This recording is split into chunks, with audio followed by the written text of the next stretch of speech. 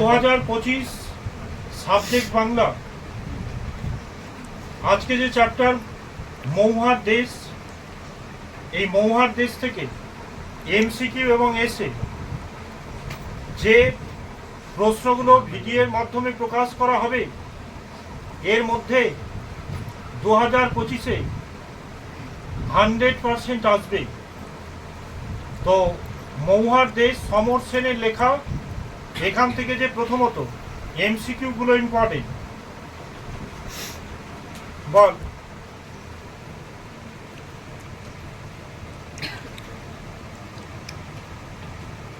মৌহার দেশ কবিতাটি কোন কাব্যগ্রন্থ থেকে নেওয়া? হ্যাঁ। অলস সূর্য আলোর স্তম্ভ এঁকে দেয় কোথায়? রাতের আকাশে সাধারণ জলস্রোত, এই সন্ধ্যার জলস্রোতে অন্ধকার ধূসর ফেনায় না গলিত সোনা? হ্যাঁ,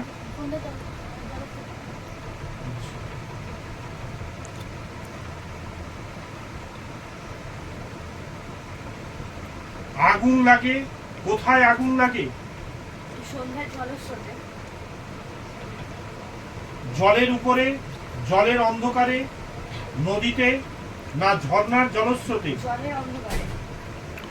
ধোঁয়ার বঙ্কিম নিঃশ্বাস ঘুরে ফিরে আসে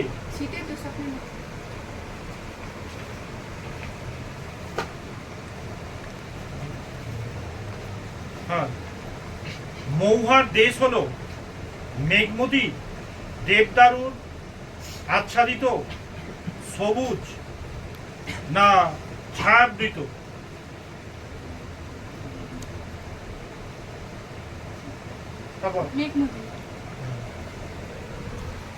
মেঘমতির মৌহার দেশ কোথায় আছে? অনেক দূরে। মৌহার দেশে দেবদারু গাছ ছায়া ফেলে কোথায়? পথের দুধারে। মৌহার দেশ কবিতায় কবি রহস্য খুঁজে পেয়েছেন দেবদারু বনে, সন্ধ্যার জলস্রোতে, মৌহার বনে না নিবিড় অন্ধকারে? মৌহার দেশ কবিতায় রাতের নির্জন নির্জন নিঃসঙ্গতাকে আলোড়িত করে, নিচে নিশাচরের কোলাহল, শিকারীর পদসঞ্চার, অবসন্ন মানুষের আনাগোনা, সমুদ্রের দীর্ঘ নিঃশ্বাস। মৌহার গন্ধ নেমে আসবে কবির দেহের উপরে, কবির ক্লান্তির উপরে, আমার ক্লান্তির উপরে ঝরে পড়ুক কি? গলিত সোনার মতো উজ্জ্বল স্তম্ভ কে এঁকে দেয়? এমসিকিউ। ডুবন্ত সূর্য, অলস সূর্য। এবার হচ্ছে মৌহার দেশ থেকে এমসিকিউ, মানে এমসিকিউ প্রশ্ন হলো। এবার হচ্ছে এসে শর্ট অ্যান্সার প্রশ্ন। অলস সূর্য এঁকে দেয়, অলস সূর্য কি এঁকে দেয়? হ্যাঁ, অলস সূর্য এঁকে দেয়। সূর্যকে অলস বলার কারণ কি? সূর্যকে অলস বলার কারণ সারাদিন কাজ শেষ করে বিশ্রামের অপেক্ষায় থাকে বলে, তাই অলস বলা হয়েছে সূর্যকে। ধোঁয়ার বঙ্কিম নিঃশ্বাস ঘুরে ফিরে আসে, বঙ্কিম নিঃশ্বাস বলতে কি বোঝানো হয়েছে? বঙ্কিম নিঃশ্বাস বলতে শীতের দুঃস্বপ্নকে বোঝানো হয়েছে। নাগরিক দূষণকে বোঝানো হয়েছে। বঙ্কিম কথার অর্থ হচ্ছে কার্বনযুক্ত বায়ু। ধোঁয়ার বঙ্কিম নিঃশ্বাস কিভাবে কবির কাছে আসে? শীতের দুঃস্বপ্নের মতো ফিরে আসে। দেবদারুর দীর্ঘ রহস্য কোথায় ছায়া ফেলে? পথের দুধারে। দূর সমুদ্রের দীর্ঘ নিঃশ্বাস, দূর সমুদ্রের দীর্ঘ নিঃশ্বাস বলতে কি বোঝানো হয়েছে? কবি সমর সেনের মৌহার দেশ কবিতায় দূর সমুদ্রের দীর্ঘ নিঃশ্বাস বলতে সাধারণত শহরের যান্ত্রিক সভ্যতার দূষণকে বোঝানো হয়েছে।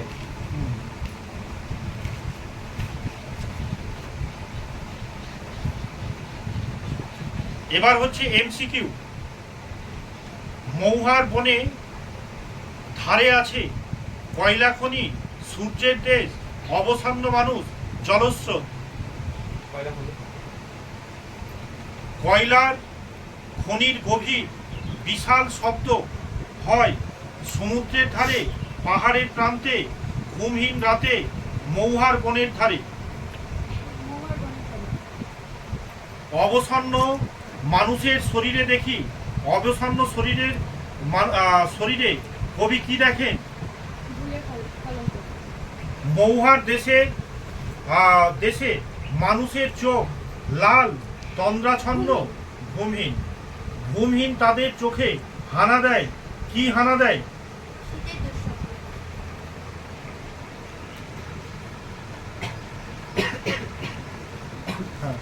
এবার হচ্ছে এসে প্রশ্ন।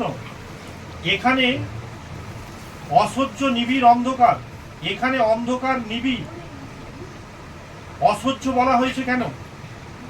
কবি সমসীনের লেখা মহুয়ার দেশ কবিতায় জোরে। অসাধ্য নিবিড় বলার কারণ হচ্ছে নাগরিক সভ্যতার জীবনের দূষণের মুক্তির কারণ। এখানে অসহ্য নিবিড় অন্ধকারে মাঝে মাঝে শুনি বক্তা মাঝে মাঝে নিবিড় অন্ধকারে কি শোনেন?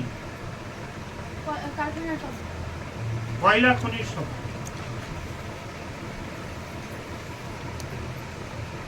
কয়লা খনির বিশাল শব্দ, কয়লা খনির শব্দকে গভীর বা বিশাল বলা হয়েছে কেন? কারণ মহুয়া দেশের নিঃশব্দতাকে সে ভেঙে দেয়, তাই তাকে গভীর এবং বিশাল বলা হয়েছে। অবসন্ন মানুষের শরীরে ধুলোর কলঙ্ক কবি কখন দেখেন? শিশির ভেজা সকালে। ঘুমহীন তাদের চোখে হানা দেয়, কাদের চোখে কি হানা দেয়? ক্লান্ত দুঃস্বপ্ন। কাদের চোখে হানা দেয়, কি হানা দেয়? তারপর অবসন্ন শ্রমজীবী মানুষদের চোখে ক্লান্তি দুঃস্বপ্নের মতন হানা দেয়। ঠিক। গভীর বিশাল শব্দ, কি গভীর এবং সেখানে কিসের শব্দ? কয়লা খনির শব্দ গভীর, এখানে সেই শব্দ এবং এখানে সেই শব্দকে গভীর বিশাল বলে কবি উল্লেখ করেছেন। এবার হচ্ছে ক্লাস 12 সাবজেক্ট বাংলা। আমি দেখি থেকে এমসিকিউ এবং এসে যে প্রশ্নগুলো 2025-এ ভেরি ইম্পর্টেন্ট, এগুলো করলেই 2025-এ 100% কমন। তো এটা হচ্ছে আমি দেখি থেকে এমসিকিউ প্রশ্ন। শরীরের জন্য দরকার সবুজ, সবুজ গাছ, গাছের সবুজটুকু, সবুজ বাগান। জোরে। গাছের সবুজটুকু। সবুজের ভীষণ দরকার, কারণ আরোগ্যের জন্য, চোখের জন্য, পুষ্টির জন্য, মনের জন্য। আরোগ্যের জন্য। বহুদিন কবির কোথায় কাটেনি? বিদেশে, গ্রামে, শহরে না জঙ্গলে? জঙ্গলে। শহরের অসুখ হাঁ করে কি খায়? সবুজ। হাঁ করে কেবল সবুজ খায়। কে হাঁ করে সবুজ খায়? শহরের অসুখ। আমি দেখি কবিতায় কবি ভাষা অনুযায়ী দেহ কি চাই? জঙ্গল, সবুজ বাগান, গাছ না আরোগ্য? সবুজ বাগান। গাছ তুলে আনো, তুলে আনার পর সেগুলিকে কি করতে বলা হয়েছে? বাগানে বসে। বাগানে বসাতে। শহরের অসুখ হাঁ করে কেবল খায়, কি খায়? কেবল সবুজ খায়। সবুজের অনটন ঘটে, অনটন ঘটার কারণ কি? শহরে ওসব খাওয়া করে সবুজ খেয়েছে বলে সবুজ আন্দোলন। হ্যাঁ, চোখ তো চাই সবুজ, দেহ কি চাই? সবুজের বাগান। তাই বলি গাছ তুলে আনো। কবি গাছ গাছ বসাতে চান কোথায়? বাগানে। দেহ চাই, দেহ ড্যাশ চাই, দেহ কি চাই? সবুজ বাগান।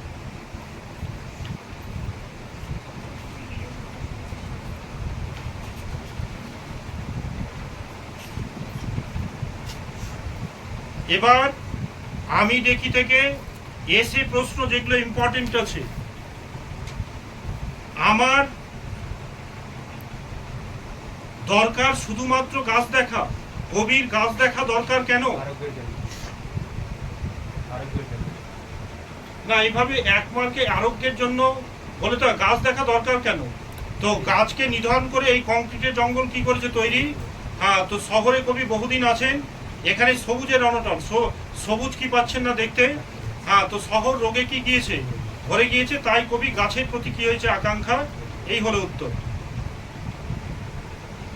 গাছের সবুজটুকু শরীরে দরকার বলা হয়েছে কেন? কারণ শহরের মধ্যে যে দূষণ রয়েছে তাতে মানুষের শরীর অসুস্থ হয়ে পড়ে, তাই জন্য গাছের সবুজটুকু শরীর দরকার। শারীরিক এবং মানসিক অবস্থাকে ভালো রাখবে। হ্যাঁ, এই সবুজের ভীষণ দরকার, এই কথার অর্থ কি? এই সবুজের ভীষণ দরকার এই কথাটির অর্থ হলো যে কবির সবুজের গাছের খুব দরকার। আমি দেখি কবিতায় কবির চোখ ও দেহ কি কামনা করে? কবির চোখ চাই সবুজ সবুজ এবং দেহ চাই সবুজের বাগান। বহুদিন জঙ্গলে কাটেনি, এই কথার অর্থ কি? জঙ্গলে কাটেনি এই কথার অর্থ কবি বুঝিয়েছেন জঙ্গলের সাথে তার দীর্ঘ বিচ্ছেদের কথা। শহরের অসুখ হা করে সবুজ খায়, তো বলতে কবি কি বুঝিয়েছেন? সবুজ চট্টোপাধ্যায়ের লেখা আমি দেখি কবিতার মাধ্যমে কবি শহরের লোকেদের জানিয়েছেন শুধুমাত্র তারা সবুজ খায় আর সবুজ বাগানকে হ্রাস করে, তাই তিনি এই কথাটি নিজের কবিতার মাধ্যমে উল্লেখ করেছেন যে শুধুমাত্র তারা সবুজ খায়। সবুজের অনটন ঘটে কোথায়, কি কারণে সবুজের অনটন ঘটে? দীর্ঘদিন জঙ্গলে থাকার ফলে কবি সেই জঙ্গলে যাওয়া হয়নি, এই ফলে তিনি বলেছেন যে বাগানে বসাতে গাছগুলো। আমি বললাম সবুজের অনটন ঘটে কোথায়, কি কারণে সবুজের অনটন ঘটে? শহরের শহরের শহরের সবুজ সবুজ হাঁ করেছিল সবুজ হওয়ার ফলে সেখানে ওটা তো তাত্ত্বিক কথা। গাছকে নিধন করে, গাছকে কেটে আজকে বড় বড় কংক্রিটের জঙ্গল কি করেছে, তৈরি করেছে। তো এখানে বলে কি বলেছে যে গাছের অনটন কেন? তো গাছকে নিধন করে ওখানে কংক্রিটের জঙ্গল মানে বড় বড় পাকা বাড়ি কি হয়েছে, তৈরি হয়েছে। তাই এখানে শহরে সবুজের কি অনটন, এটা হলো উত্তর।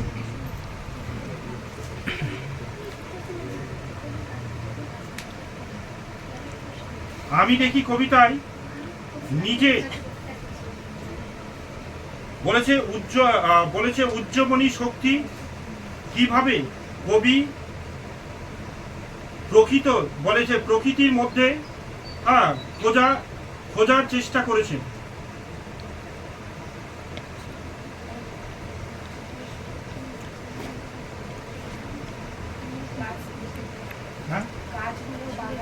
হ্যাঁ, আমরা গাছের কাছে যেতে পারি না, কিন্তু গাছকে আমাদের কাছে কি, তাহলে গাছকে যদি আমাদের কাছে আনতে পারি তাহলে গাছ থেকে আমরা উজ্জীবনের শক্তি পাবো, মানে বাঁচার কি পাবো, শক্তি পাবো। শহরে সবুজের কি অনটন, রোগ বিষে কি গিয়েছে ভরে। তো গাছ আনো আর বাগানে বসাও, সেখান থেকে আমরা শক্তি কি করব, লাভ করব।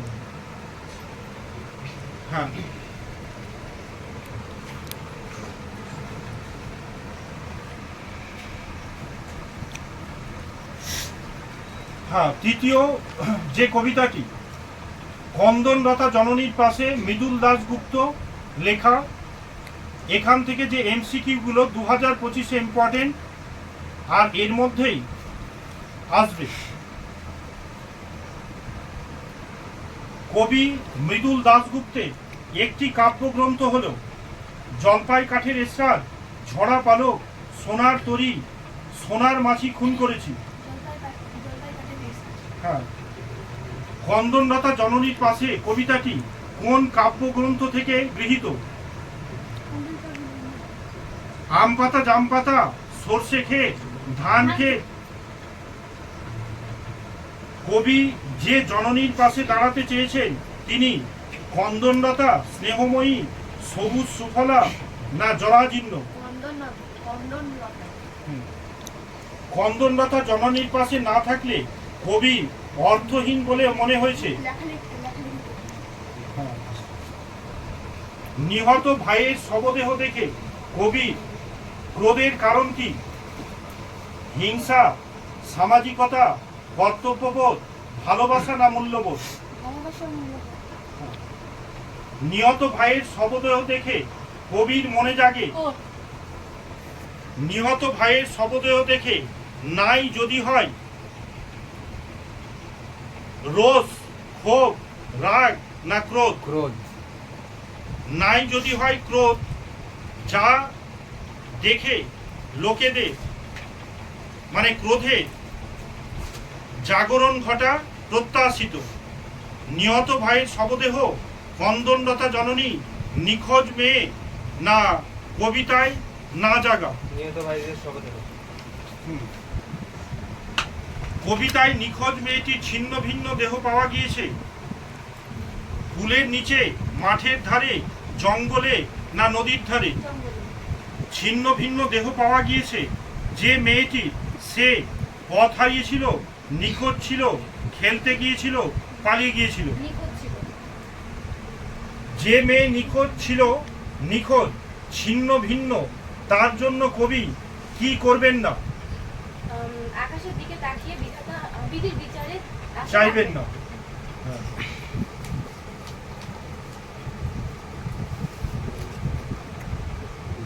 বিধির বিচার সম্বন্ধে কবি কি বলেছেন?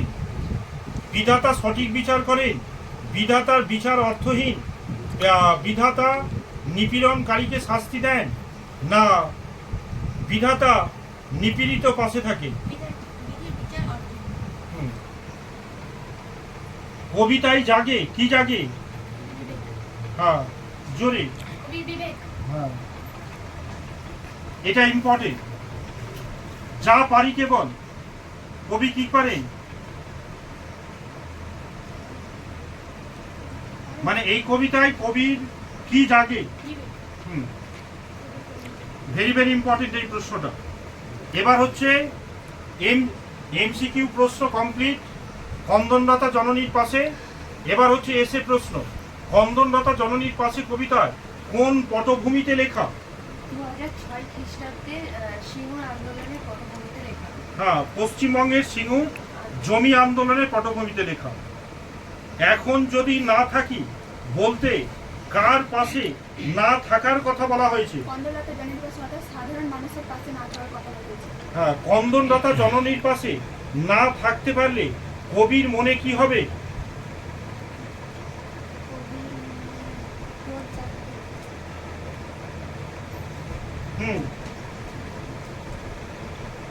তারপর কবি মৃদুল দাশগুপ্ত লেখে কন্দনরতা জওয়ানির পাশে কবিতাতে কবি যদি এখন কন্দনরতা জওয়ানির পাশে না থাকতে পারেন তাহলে তার কবি সত্তা অর্থাৎ তার লেখালেখি, আঁকাআঁকি, গান গাওয়াগাই সবকিছু বৃথা বলে তিনি মনে করবেন। সমাজ ভালো না থাকলে গান, নাচ এগুলো সবই কি অর্থহীন। কেন ভালোবাসা, কেন বা সমাজ, কিসের মূল্যবোধ, কোন মানসিক যন্ত্রণা থেকে কবি এই কথা বলেছেন? মৃদুল দাশগুপ্ত কন্দনরতা জননীর পাশে এই কবিতাতে কবি কবিতার ভাইদের অর্থাৎ এই আন্দোলনের শহীদের মৃতদেহ দেখে ব্যাপক মানসিক প্রতিক্রিয়া এই আলোচ্য বক্তব্যটি করেছেন। যে মেয়েটি নিখোঁজ ছিল তাকে কোথায় পাওয়া গিয়েছিল? সমস্যার লেখা মৃদুল দাশগুপ্তের লেখা। কবি মৃদুল দাশগুপ্তের লেখা কন্দনরতা জননীর পাশে কবিতায় কবি কবিতায় যে মেয়েটি কয়েকদিন ধরে যে মেয়েটি নিখোঁজ ছিল সেই মেয়েটির দেহ পাওয়া গেছে জঙ্গলের ধারে। আমি কি তাকাবো আকাশের দিকে কবি বলেছে কখন এই প্রশ্ন করেছিলেন? নিখোঁজ মেয়েটিকে জঙ্গলে দেখে বিধাতার বিধির বিচারের আশায় থেকে কবি তাকানো উচিত হবে কিনা কবি এ কথা বলছে। আমি তা পারি না, কবি কি পারেন না?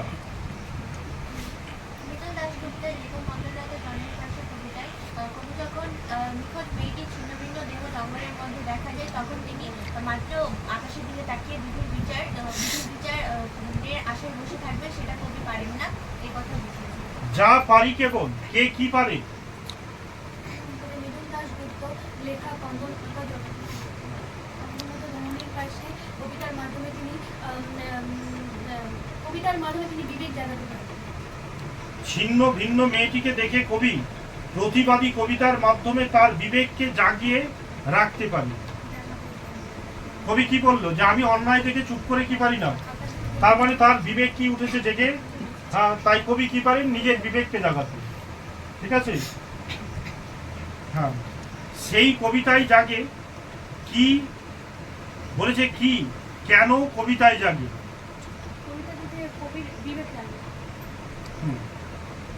সেই কবিতায় জাগে আমার বিবেক। বিবেককে কার সঙ্গে তুলনা করা হয়েছে? বিবেককে এখানে কবি নিহত ভাইয়ের মৃতদেহ দেখে ওই আকাশের দিকে মানে বিধি বিচার না চেয়ে ওই বিবেককে কার সঙ্গে তুলনা করেছে? ও হ্যাঁ, বিস্ফোরণে বারুদের সঙ্গে তুলনা হ্যাঁ করেছে। হ্যাঁ, যে অন্যায় দেখলে তোমার বিবেককে বারুদের মতো কি করো, স্ফুরিত করো। মানে অন্যায় যে করে আর যদি প্রতিবাদ না হয় তাহলে অন্যায়ের মাত্রা কি যাবে, বেড়ে যাবে। তো চুপ না থেকে